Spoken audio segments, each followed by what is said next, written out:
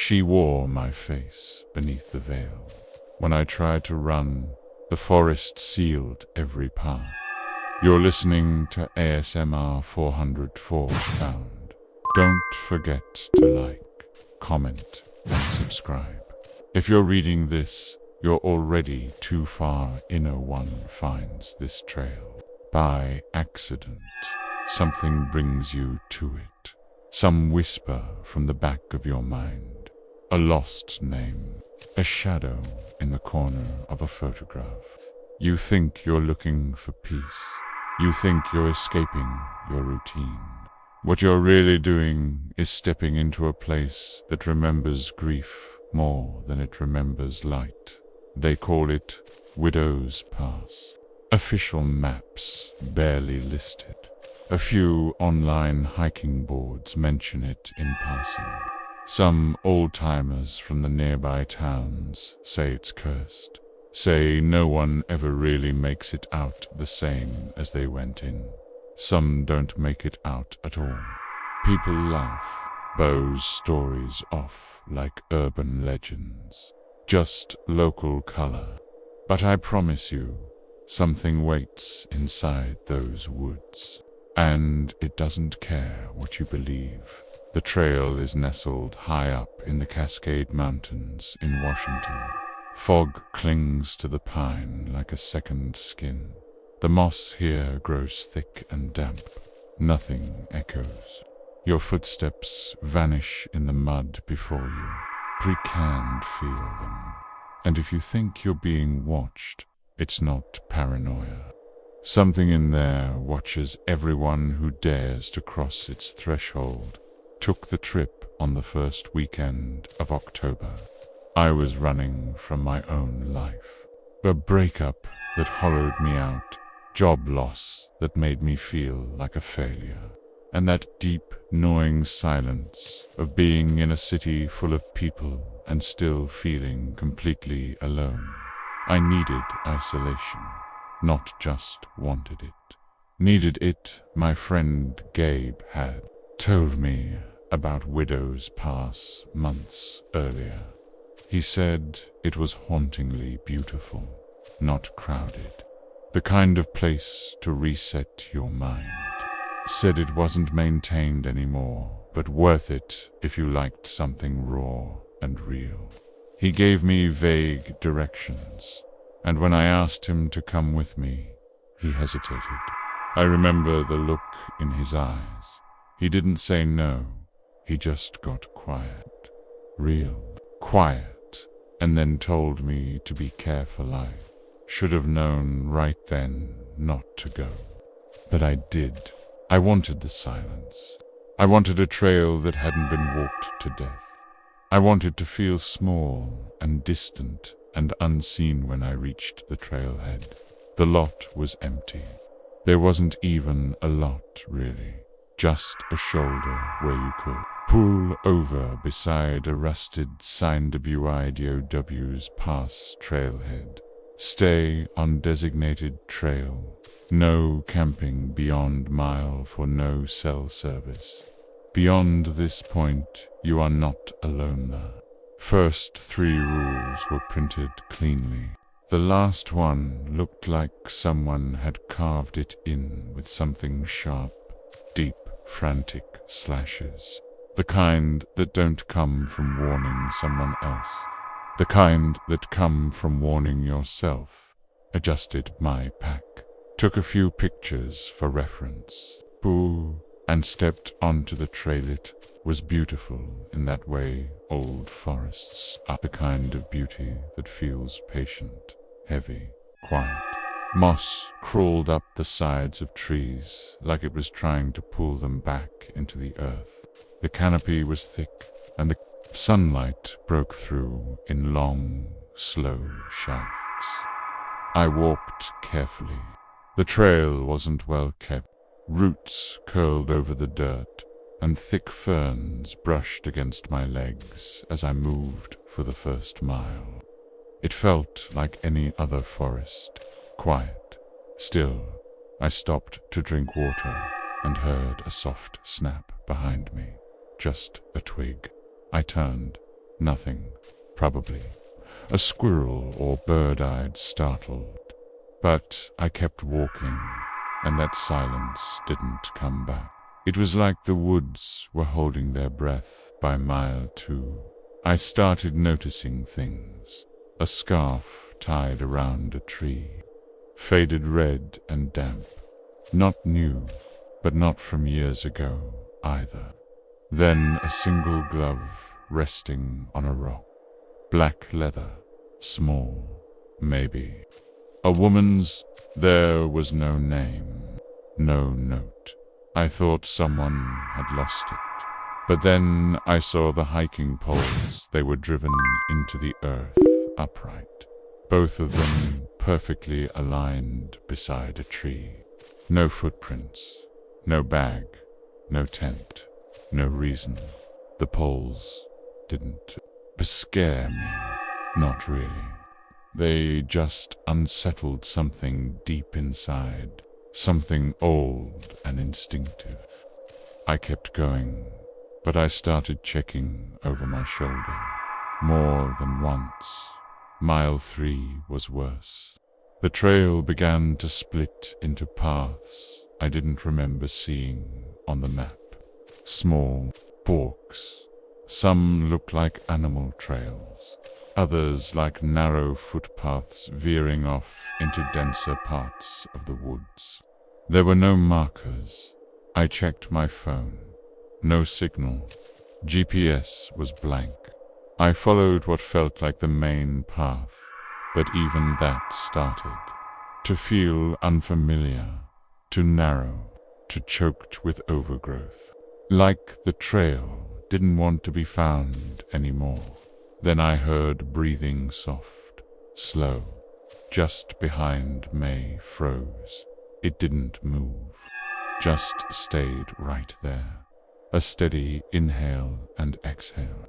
I turned quickly, expecting to see someone. There was no one, but the sound didn't stop. It just faded. I told myself it was wind. Nothing more. But I picked up the Passat mile 4. The signs were clearer. Tent collapsed, its fabric soaked and rotting. A sleeping bag laid out, but empty. A small pile of stones arranged in a circle. Something about the tent felt wrong, like whoever left it never meant to leave. Inside, there was a backpack torn open and a notebook. I should have left it there. I should have kept walking, but I opened the notebook. The pages were damp and smudged, but the writing was legible. It started as journal entries. A woman named Holly. She'd come out here alone, just like me day 1. I thought I heard something outside the tent. Just twigs breaking. Might be deer day to something followed me all day. I stopped to listen and heard my own voice in the woods. It was calling my name. Day 3, the trail is gone. I keep walking in circles. Trees are moving, or I'm going crazy. One of the 2 days, for she came last night. The widow. I didn't see her face, just her veil, and the way she moved. Too fast, too slow, both at once. Day 5, I tried to scream. Nothing came out, just air. I think I'm dying here. There were more pages, but the ink bled through. On the final page, in letters that dug through the paper, she wrote one warning: do not look up. I dropped the journal. My heart was racing. Every inch of my skin felt like it was humming. So, of course, I did what I shouldn't have. Vi looked up the branches. Pooh overhead shifted, not with wind, with something else. Something that had been weight in it hung there, suspended between the boughs. Limbs too long, bones all wrong. Head draped in a veil darker than shadow. It didn't move, but it was watching. I couldn't look away, my body wouldn't move. My legs were stone, my breath caught in my chest. And then I blinked, it was gone, not gone, like vanished. Gone like never existed. But the feeling stayed. I ran until the trail disappeared beneath me, until I stumbled and cut my hands on stone, until night swallowed the woods and my flashlight flickered with dying battery. Don't remember building a fire. I just remember waking up with my back against a tree and blood dried along my arm. The woods were darker than night should be, and I wasn't alone. Whispers came in waves, not words, just sounds, close to my ear, then behind my spine, then beneath me, stayed frozen until light came. But light didn't save me, the trail didn't lead out, it just looped again. The tent appeared a second time, but this time it wasn't rotting, it was standing upright, zipped, lit from inside, and the breathing, that same slow inhale and exhale, this time from inside the nylon walls, reached for my phone. No signal, no time. I walked backward until the trees closed around me again. No trail, just foresty. Don't know how long I've been here now. I mark the days on bark, but the marks disappear. The sun rises at the wrong time, sometimes not at all, and her veil, that black veil, it's always nearby. I see it in reflections, in water. In my dreams I write this now, in case someone finds it. If you find this, don't follow my look for my hand. If you hear breathing behind you, do not turn round. I didn't sleep much after the second night. The forest had changed again. It was subtle at first. The moss seemed thicker, darker. The trees leaned closer. Their branches didn't just move in the wind. They shifted when I wasn't looking. I'd stare at one for a moment, blink, and its limbs would be somewhere else entirely, bent differently, like they had been watching me. Back I started marking trees with my knife to keep track. At first, it worked. A slash across bark every few dozen feet. But hours later, I'd circle back and see the same mark. Not similar, the exact one. Even the tiny curl of the knife at the base. It wasn't a new tree. It was the same tree. I wasn't walking in circles. The woods I tried to leave. I really did. I followed the sun, or what little filtered through the canopy. I moved west, kept going straight, or thought I did. But time here doesn't work like it should.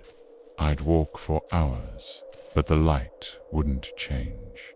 No afternoon, no dusk, just a gray sameness pressing against the world like wet cotton. The whispers came more often. They weren't in words at first, just breaths, soft and warm, then fragments, not from strangers, from people I knew. Gabe, my mother, my own voice. Not memories, real voices, speaking out from between the trees. Sometimes angry, sometimes pleading. Come back, don't leave me. You don't belong there. You were supposed to die. We miss you. Come closer. I can't feel my hands. It's in your blood. Open your mouth. Thigh.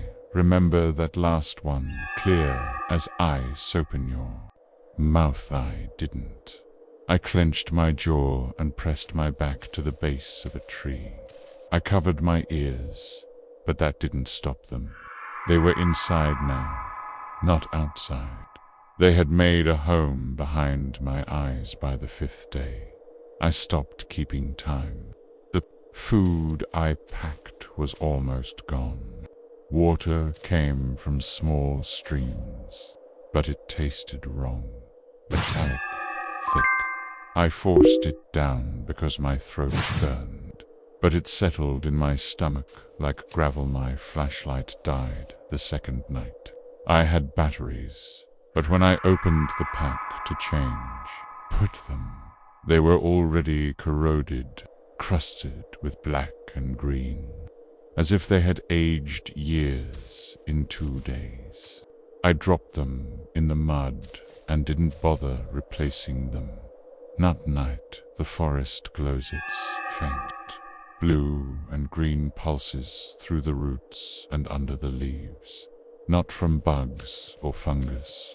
It comes from inside the ground itself, like veins, like something enormous is sleeping under us, and its blood has started to stay. I saw others on day 6, not hikers.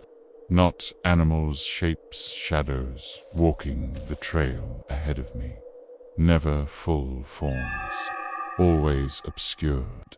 But they weren't reflections or tricks of delight. They moved with intention, slow, tilting, heads too heavy for their necks, limbs dragging. Some were crawling. One of them turned once, and I saw its face had none, just folds of skin pulled tight where features should be, as if someone had stitched it closed from the inside, but I could still feel its eyes. Right through May didn't move. I crouched behind a boulder and waited until it passed. It never looked directly at me, but it stopped a few feet away. Its head tilted, and its deep sniffing like a dog catching your scent for the first time. But this was worse. The sound was wet, open, like lungs filled with syrup. Then it crawled away that night. I saw her again. The widow she stood between the trees, maybe 20 feet away, perfectly still. The veil hung over her face like liquid shadow. It didn't sway. It didn't respond to the breeze. It just clung to her face like a second skin. She was tall. Taller than I expected. Taller than she should be. Her dress was torn, soaked at the hem in mud and something thicker. Her arms were long, and her hands hung like broken pendulums. She didn't move. She only watched. I held my breath for minutes. I know I did. My chest screamed for air, but I wouldn't exhale. Not with her there. Something inside me said the moment she heard you breathe, she would come. I passed out, sitting up. And when I awoke, there were small handprints in the mud around me, child-sized, dozens of them, some with fingers too long, some with none. At alley, left the trail behind. There was no point anymore. I started walking where the trees allowed it, following bird calls, chasing running water, anything that felt alive. But the deeper I went, the less alive it felt. The trees became smooth, bark gray. Some of them pulsed. Their roots moved slightly when I got too close. I saw one open, not like a mouth, like a wound. And inside it were teeth. I turned and ran, tripped over a root, cut my hand on a rock. When I stood up, the tree was not moved, gone like it had never been there. but the cut on my hand stadium, losing time. Sometimes I close my eyes, and when I open them again, it's darker or lighter. I find things in my bag that I don't remember packing. A bone, still wet. A photograph of someone else's family. A small doll made of twine and moss with a face carved into wood. The face looks like mine. I almost have heard the veil speak. No, she doesn't whisper like the others. She sings low, slow, a melody without words, just notes that vibrate in your skull. The kind of song that makes your bones feel hollow. She sang to me once while I was sleeping. I woke up with blood under my fingernails and a name carved into my thigh. Not mine. I've never met anyone named Corinai. Hear footsteps now. Right now, as I write this. Crunching in the leaves a few feet away, but nothing is there. That's how it works here. It wears the idea of sound, the illusion of presence, until it doesn't until it really saw someone yesterday, a man, face covered in moss, mouth sewn shut with thorns. He pointed behind me. When I turned to look, there was a hole in the earth, pit, no bottom, just black. I didn't climb in. I'm not ready for that yet, but I stood at the edge and listened. I heard voices again. My father's, Gabe's, a girl I dated in college who died in a car crash 6 years ago. She called my name and asked me to come home. When I blinked, the pit was gone. The ground was solid again. I think the veil wants you to choose to fall not, to push you, to make you so broken, so empty, that you'll dive into her mouth just to feel like you're going somewhere in. Not ready for that, not yet, but I'm tired. The forest never lets you rest. Even when you sleep, it pulls at you. You dream in its rhythm. You breathe in its rot. You carry its memory in your teeth. My tongue is black at the tip. My nails are cracked. I bleed from my gums. When I wake up, think something is growing inside me. Something small, rooted in the base of my spine. I feel it curl when I lie down. I feel it stretch when I move. Eve stopped screaming. There's no point. Nothing here hears you the way a person does. You're just vibrations in the dirt, footsteps to follow, blood to taste. There's something old here, older than bones, older than grief. Something that fed on the first scream that echoed through these woods. It wears the veil, but it is not the widow. The widow was the first to see it, the first to lose someone to it. She stayed, and in her mourning, it found her. It needed a face, a symbol, something human to draw others in. That's why she walks. That's why she sings. She is not hunting. She is luring grief. Cold feeds loss. The more broken you are when you enter these woods, the deeper it can take you. And I came here shattered. I know what it wants now. Know the rules. But knowing isn't saving. You can't outsmart hunger. The only thing I can do is warn you. If you come to Widow's Pass, don't follow the path too long. Turn around before the trees get quiet, before the moss starts to pulse, before you find the tent, before you hear your own voice whispering from behind the trees. Don't drink the water. Don't sleep where the earth feels soft dawned. T, pick up the things you didn't bring, and if you see Herf, you see the veil run toward the light. If it's fake even, if it's fire even, if it's your own grave glowing with the name you forgot you had just run. The third week began with silence, not quiet. Silence. The forest stopped breathing. No rustling leaves, no whispers, not even the heartbeat of wind between the trees. It was as if the world held its breath and waited for me to move first. I didn't. He sat at the base of a tree with bark like dried skin. I stared ahead and counted 1, 2, 3. By the time I reached 600, something shifted. It wasn't sound. It was pressure, like the air thickened just behind my skull. That's when I felt her again, the widow, closer than before.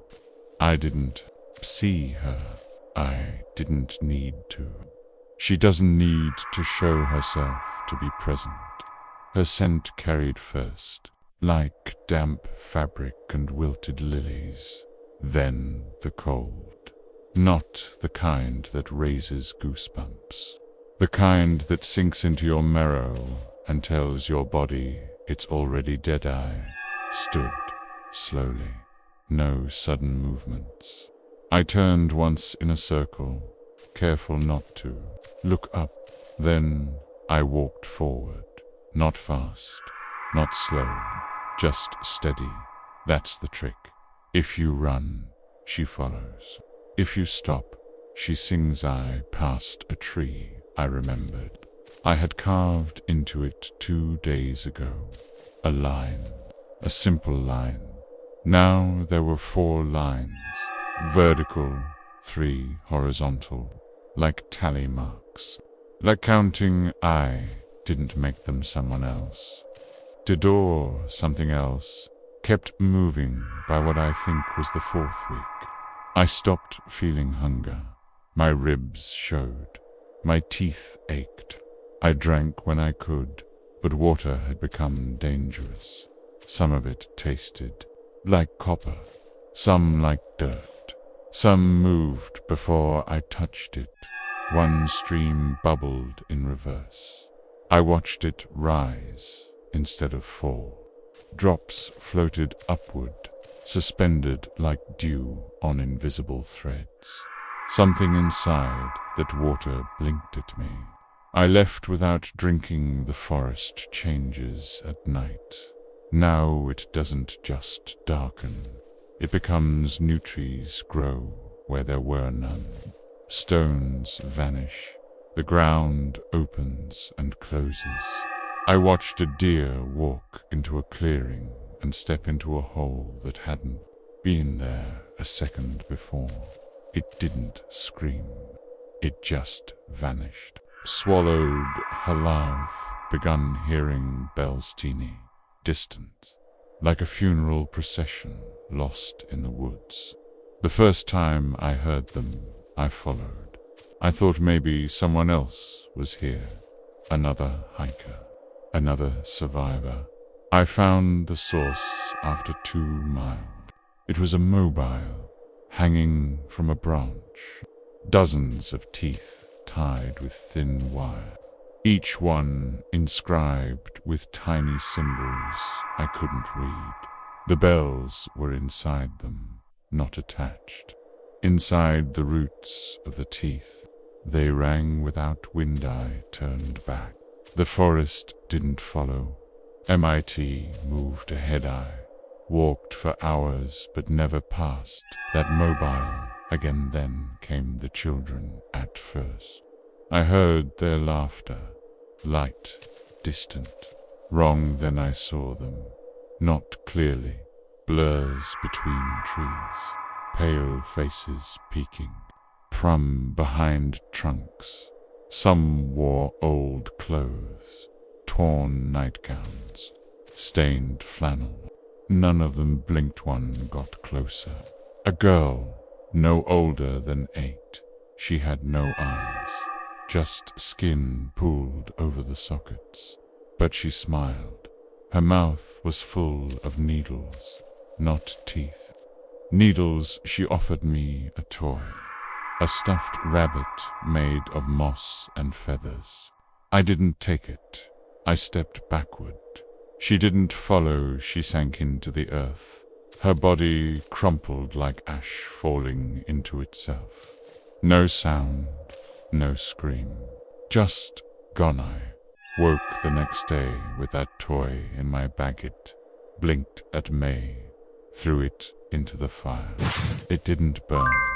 It just melted slowly, like wax, and screamed like metal tearing. The widow came that night. She didn't watch. She moved. She walked straight through camp. Her feet didn't touch the ground. Her arms trailed behind like wind-blown cloth. I saw her face. It was mine, not similar. Mine, but wrong. Mouth stretched, jaw dislocated, eyes stitched shut with thorns and hair. She opened her arms, and every tree around her bent backward like they were bowing. That sound, not thunder, not wood snapping, something older. Bones shifting under centuries of soil. She called my name. My don't know how hit came from every direction. The trees, the sky. Inside my chest I ran again. The forest didn't stop me this time. It guided. Roots pulled away. Paths opened. I ran until the sky turned red. The trees gave way to stone. Cliffs, a ridge. Widow's Bluff. I didn't know it had a name, but I felt if this was the end, the edge dropped into fog. I couldn't see the bottom. The air smelled like ash and salt behind me. The forest breathed. She stepped from the trees. No more veil, just my face. My voice. You came all this way, she said. So why not finish? Shy stepped toward the edge below me. Whispers rose. Names, faces, people I'd lost. Regret, shame, guilt. A lifetime of everything. I'd buried. The veil doesn't kill you. It makes you choose to die. That's her trick. She opens the wound, and where its size stood there, my toes on the ledge. She smiled and I smiled back. Then I stepped away. She screamed. Every tree around me howled. The cliff shook.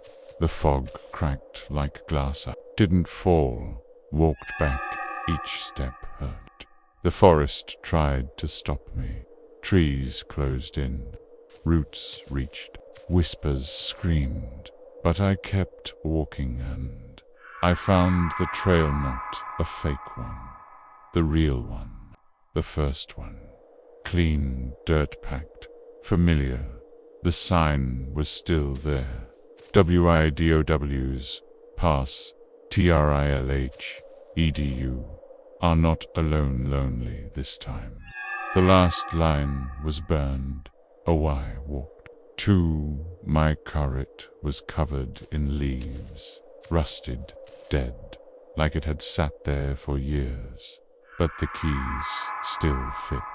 The engine coughed, then turned. I drove until the trees vanished behind me. I didn't stop. Not for food, not for gas, not for days now. I'm home, but the whisper stayed. The veil follows. I see her in reflections, by in windows.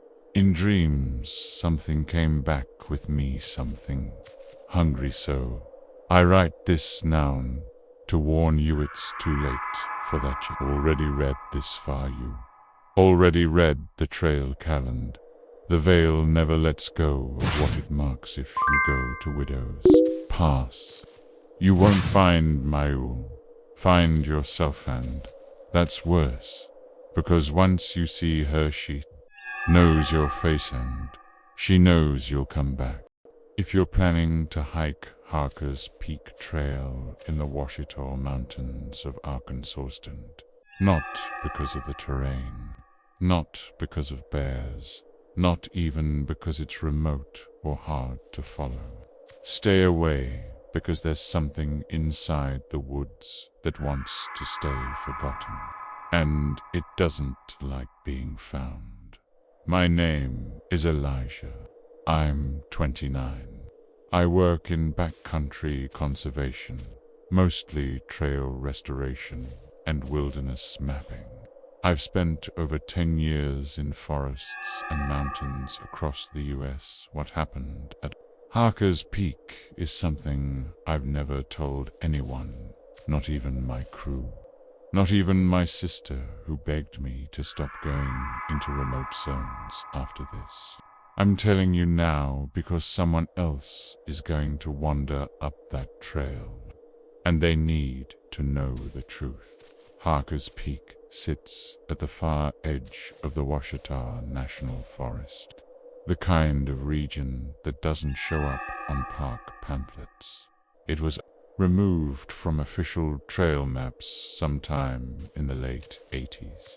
But you can still find it if you dig around the older records, or talk to locals with long memories and little trust in GPS. The trailhead is barely a pull-off along County Road 9B. Just a splintered wood sign and an old metal gate, always unlocked but rusted half shut. The sign reads, Harker's Peak Trailhead. Stay on marked path. No camping beyond marker 6 restricted. Zone begins at mile 5. Emergency shelter decommissioned. Do not enter the Holloway. Remember standing there on a gray morning in October, staring at those last words. Do not enter the hollow. No explanation. No warnings posted from Forest Service. Just a statement. An order. I'd been hired by a local environmental group to update backcountry topography around the mountain for potential firebreak. Routing. They didn't mention anything about the hollow. Just asked for GPS trace, elevation logs, and signs of erosion. I stepped around the gate. I clicked on my GPS unit. I walked forward. The trail starts gentle. Pine and hardwood stretch high overhead. By their trunks black with moisture. Fallen needles soften every step. The only sound was the hush of my own breath and the slight crunch of damp gravel under boot. About a mile in, I passed the first marker. A crooked wooden post. The number 1 carved into it. Deep and straight dot by marker 2. I noticed how quiet the forest had gotten. No birdsong. No insect hum. Just the soft brushing of leaves shifting overhead and the sound of wind slipping around me. At marker 3, I smelled something faint. Not rot, not animal. Something dry and cold, like dirt that had never touched sunlight. The trail narrowed as I reached marker 4. The trees leaned in tighter. Limbs sagged with old moss. The ground sloped upward in shallow stages, leading into darker woods. But my GPS still traced the trail accurately, and nothing had triggered my internal alarms. Not yet. At marker 5, everything changed. The air felt heavier. My ears started popping like a pressure shift. I stopped to check elevation gain, thinking maybe I had climbed faster than I realized, but I hadn't. My pulse was calm. The slope had been steady, and yet my chest felt tight.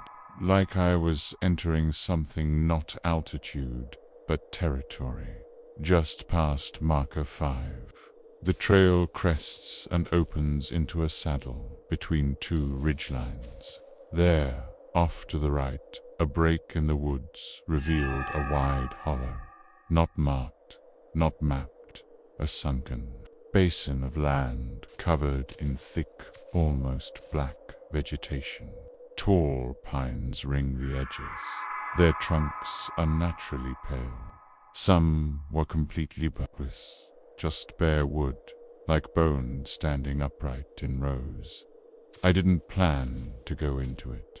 I had no reason to. But when I paused at the edge, I felt something. Not curiosity, not interest. A pull, like a rope wrapping around my chest. Gently tugging, I took one step forward, then another, and suddenly I was inside. There were no clear paths in the hollow, just dense underbrush and narrow animal trails that didn't behave like real trails. They would lead you forward 10 feet, then vanish, reappear in a completely new direction. The trees looked wrong. Their branches twisted downward, then coiled back up like springs. Some trees had deep notches in their trunks, too clean to be natural, too random to be human. I marked my location on GPS, but the unit began acting strange. No coordinates, just blank fields and a red blinking signal that didn't match any error code I knew. I turned back toward the saddle, but the way out was gone. Not just hidden, gone. The land had shifted. Where there was once a shallow slope up toward the trail, there was now a wall of roots and vines, too dense to see through. I backtracked, circled left, circled right. Every route twisted me deeper into the hollow. Then I found the first hole, a wide pit, maybe 6 feet across, sunk into the ground like a collapsed tunnel. The earth around it was gray, as if burned, and something rose from inside it, a sound, low and rhythmic, not a growl, not mechanical, breathing. I backed away slowly. Whatever lived in that hole, it wasn't alone. Within the next half mile, I counted 4 more holes, some large, some narrow. One was filled with water so dark it reflected nothing. I dropped a twig into it. No splash, just silence. And then the forest changed again. There were no birds, no insects, but I heard movement. Leaves rustling, not with wind, but with steps. Soft, dragging steps. Slow, deliberate. Something was walking through the hollow. More than one. I knelt behind a fallen log and waited. Through the branches, I saw it. A figure. Not a person. Not quite. It walked upright. Tall. But its body was wrong. Limbs too long. Arms swinging low past its knees. Skin pale and tight, pulled thin over a chest that rose and fell in slow heaves. The face was stretched and mask-like. No mouth, no eyes, just smooth skin where features should be. It stopped 20 feet away. It turned, and then it tilted its head right toward me. I didn't breathe. It didn't move for a long time. When it did, it didn't walk away. It sank straight down, like gravity had reversed. Its body folded inward and dropped into the earth, as if the ground had swallowed it whole. I ran, I didn't care which direction. I pushed through brush, leaped over rotted logs, scratched my arms on thorns. I ran until I couldn't hear my own heartbeat over the scream in my lungs.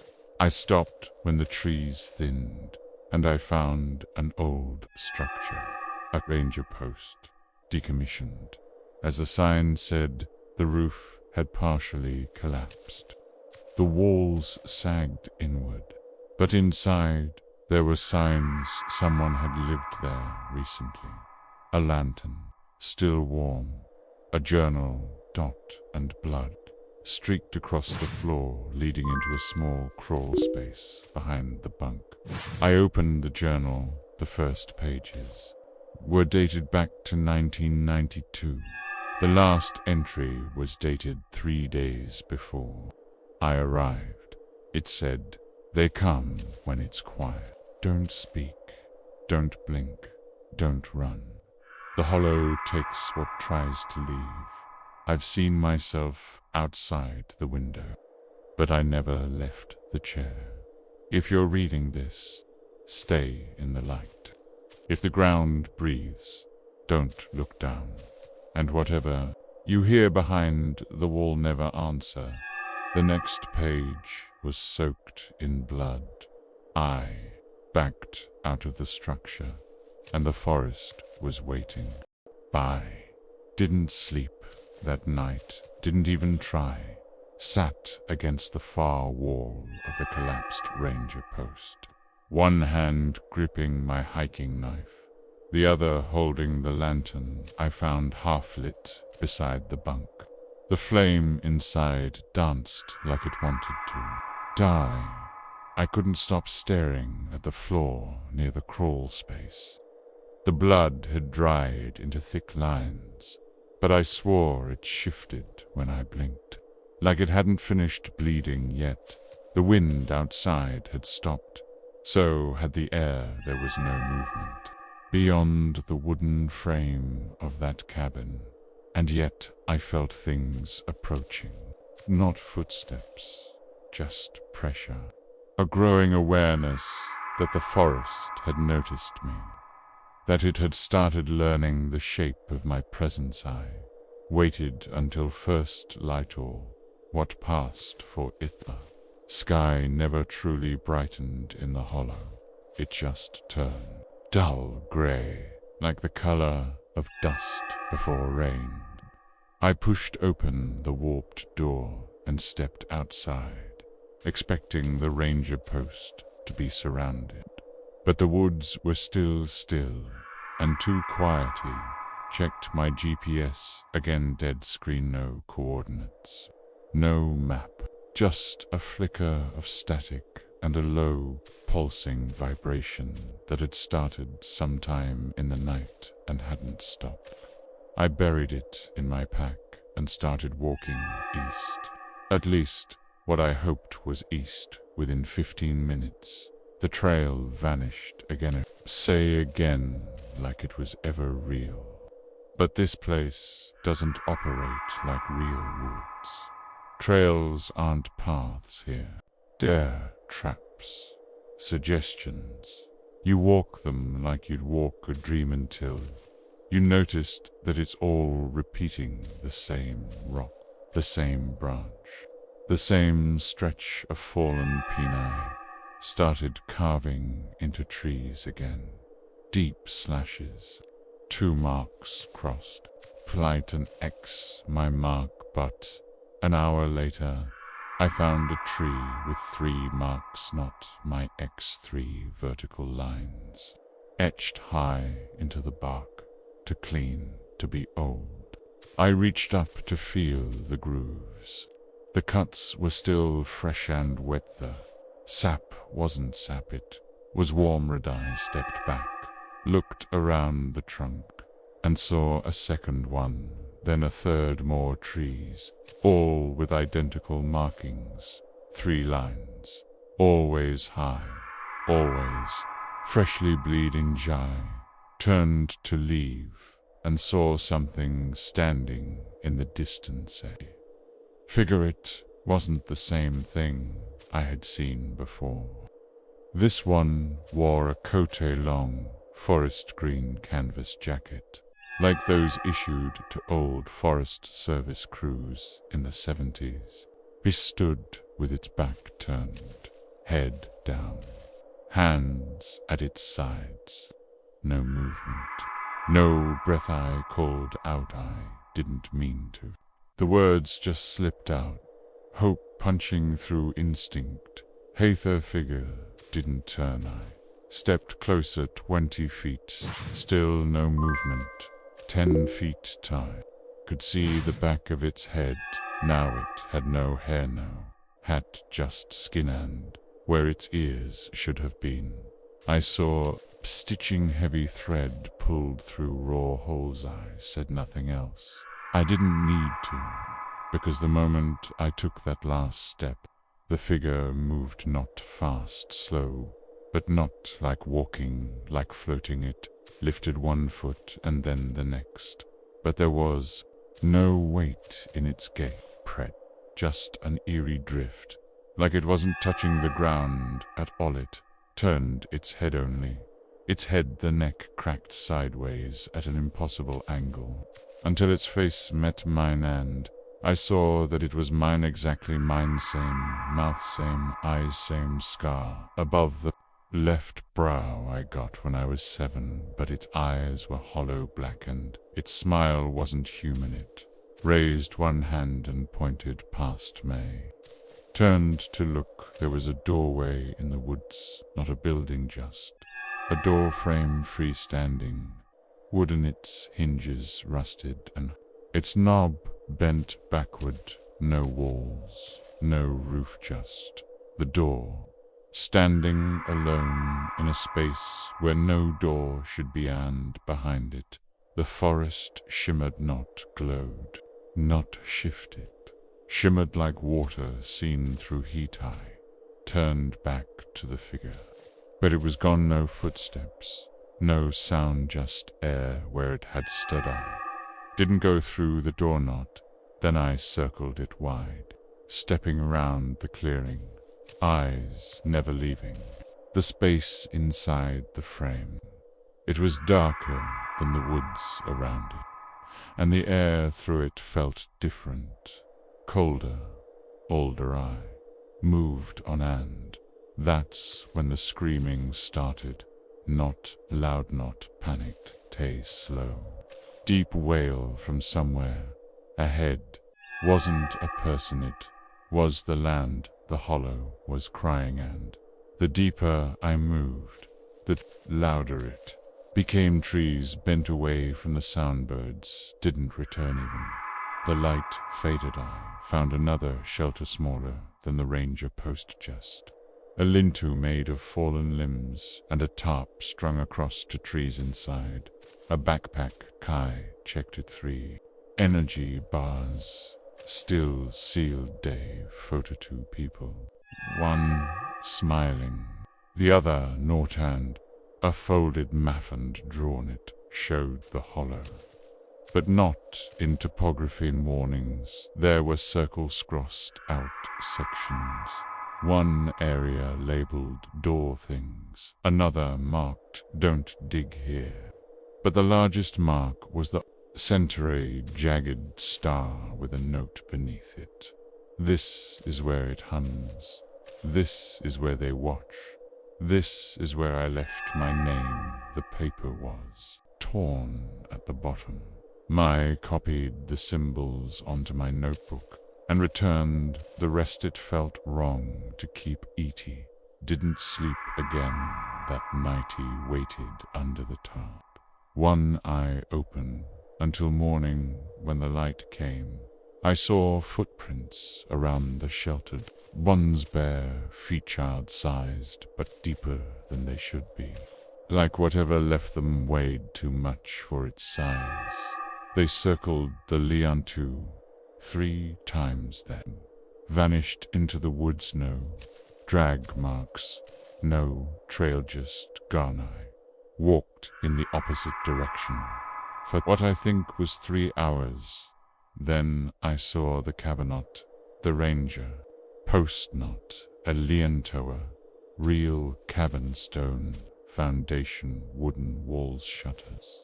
Hanging from rusted hinges, no smoke, no noise. I knocked, the door creaked open inside. Dust covered every surface, but the floor showed movement tracks. Brentritz. May-Dye followed them through the living room to a cellar door. I opened it. Darkness, stared back, and something blinked. Not a light, not an animal. Then it spoke, my voice clear, afraid. Help me, help me, help me. Over and over, same tone, same volume, same rhythm, like a recording on loop. But I've never been in that cellar. I shut the door and the voice continued, muffled, still repeating as I walked away. I don't know how far I moved. After that, time became meaningless. Sai saw the sun, and then Dinty walked past trees I remember, and then found myself standing in places I never meant to go until I saw the edge, the far end of the hollow where the land fell away into a steep drop, and beyond it, the rest of the forest, normal, brightly ran. But as I reached the edge, the ground broke, not crumbled, split. The hollow opened its mouth, and the pit took me. The fall didn't hurt like I expected it. Didn't feel like falling at all. One moment, I stood on solid ground at the edge of the hollow. The next, I was drifting. Not through air, through something thicker, like sinking into a warm, wet memory. Dark swallowed everything. Sight, sound, time. I didn't know how long I was inside it. Minutes, hours. I couldn't feel my limbs. Couldn't tell if I was moving or just floating inside something that pulsed gently against my skin. Then I hit earth, not hard. Soft, loamy, damp. I blinked, and the darkness peeled back just enough to reveal a shape above me.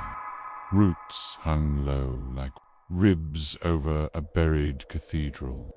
The air smelled like rot and iron, like old blood trapped beneath centuries of quiet. I stood slowly. My legs held, but barely. The space I'd landed in was wide open. Not a cave, a chamber, hollowed out, earth-shaped. By something intentional, torches lined the walls, not flames. Glowing bulbs that hummed low and vibrated through the ground, and in the center of the chamber, a well-old stone, ringed in bones, not animals, human skulls, lined the base. Jaws open as if mid-scream. Some were missing teeth. Some had small holes in their foreheads, as if something had burrowed. Eni should have turned back, but there was nowhere to turn. The only exit was the one I came through on. The ceiling had closed, sealed by root and stone, so I approached the well. I looked inside and saw myself, not my reflection, me standing at the bottom, staring back. But this version of me had no eyes, just sockets filled with black and a mouth sewn shut with thick red wire. I back waned. Then the whispering started again. It didn't come from the well, it came from the walls, the roots, the very soil. 100 voices, overlapping, crying, begging, laughing. Then one voice cut through the rest. My sisters said my name. It shattered May, because she'd never been here, never seen this place, but the hollow had learned her voice, and now it used her like a kite. collapsed against the stone wall, hands over my ears. But the voices stayed inside. They didn't need ears. They lived in memory. They fed on familiarity. That's when I saw the door again standing upright on the far side of the chamber. Same. Frame same. Rusted. Knob same. Darkness beyond I knew. I had to go through it, not to escape, to survive. Ronnie didn't check the ground in think, just pushed forward until I reached the door. I grabbed the knob cold sticky eye, turned it, didn't resist it. It didn't lead to the surface, it lead to the past. I stepped through and found myself on the trail mile. 3 midday birds, chirping trees combat. I wasn't alone ahead. Another hiker walking steadily, same clothes, same backpacket. Was May shouted. He didn't. Here I ran. But no matter how fast I moved, he stayed 20 feet ahead, ways out of reach, until he stopped, turned, and I saw his face blank. No eyes, no mouth, just smooth, flesh stretched tight. He lifted one hand and pointed behind May, turned, and the hollow opened again right there on the trailhead rift, a gaping mouth in the forest floor, seething with fog and low sound. The copy of me walked toward it, hand stepped inside. I didn't follow. I turned the other way, and uphill branches clawed at my arms, roots grabbed at my boots, but I kept going until the trees opened and I saw the trailhead truck, my gear, everything. As I left, it didn't stop. I jumped into the cab and slammed the door. I didn't breathe until the engine roared to life and the trees faded in the rear view mirror. That was 6 months ago. I haven't spoken of it since, until no, because this morning I got a package in the mail. No return address. Inside was a photo, a Polaroid of my standing at the edge of the hollow on me. It wasn't a memory.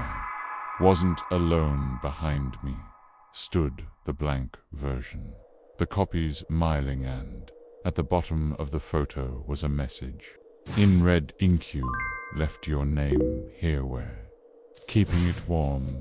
My don't know what's still out there, but I know this, the hollow marks you. If you hear it, Cal, you've already answered.